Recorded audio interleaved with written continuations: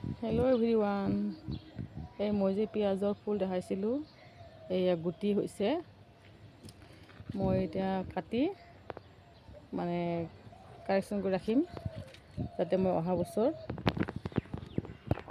ৰুব পাৰোঁ। ৰুব পাৰোঁ। এইটো তাৰপিছত এইটো এটা কাটি দিব। এইটো পুৰণ হৈছে, নহ'লে গুটিখিনি তলত পৰি যাব।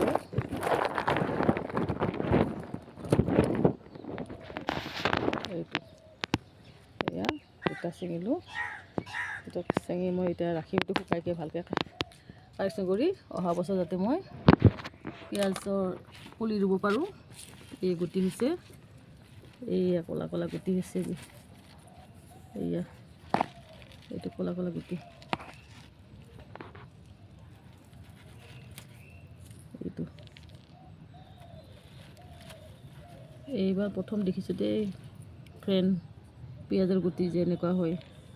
মইতো অকল পিঁয়াজি দিয়ে ৰুইছিলোঁ, এইটো সেইকাৰণে পিঁয়াজৰ পৰা ৰোৱাৰ কাৰণে গমেই নাপাওঁ পিঁয়াজৰ গুটি যে এনেকুৱা হয়। এইবিলাক গুটি মই কালেকশ্যন কৰি ৰাখিম। সেই ফ্ৰেণ্ড, আপোনালোকৰো যদি এনেকৈ গুটি হৈছে পিঁয়াজৰ, শুকালে এনেকৈ ৰাখি থৈ দিব। তাৰপিছত অহা বছৰ আপোনালোকে এই মানে ছিজনত ঠাণ্ডাত লগাব পাৰিব। ছেপ্টেম্বৰ মাহত এইটো মই ৰাখিম। এতিয়া গুটি হয় বুলি ভবাই নাছিলোঁ, এনেকুৱা যে গুটি হৈ যায়। এইখিনি ৰাখিম মই।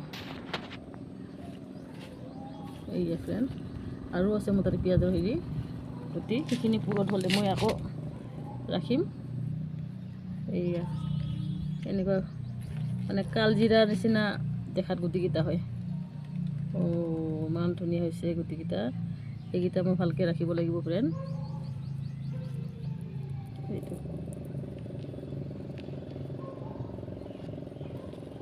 আপোনালোকৰ যদি এনেকৈ গুটি লাগিছে পিঁয়াজৰ গছত, এনেকৈ ৰাখিব, আপোনালোকে ৰুব পাৰিব পিছলৈকে।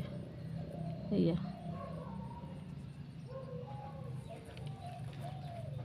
এইখিনি ভালকৈ শুকুৱাই চেভ কৰি ৰাখিব লাগিব, যাতে মই অহা বছৰ ৰুব পাৰোঁ।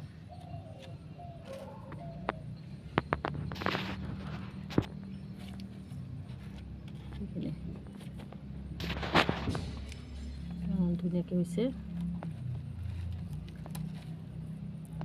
এয়া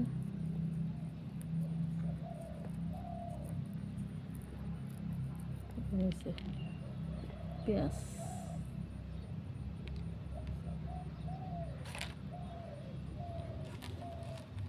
এই চাওক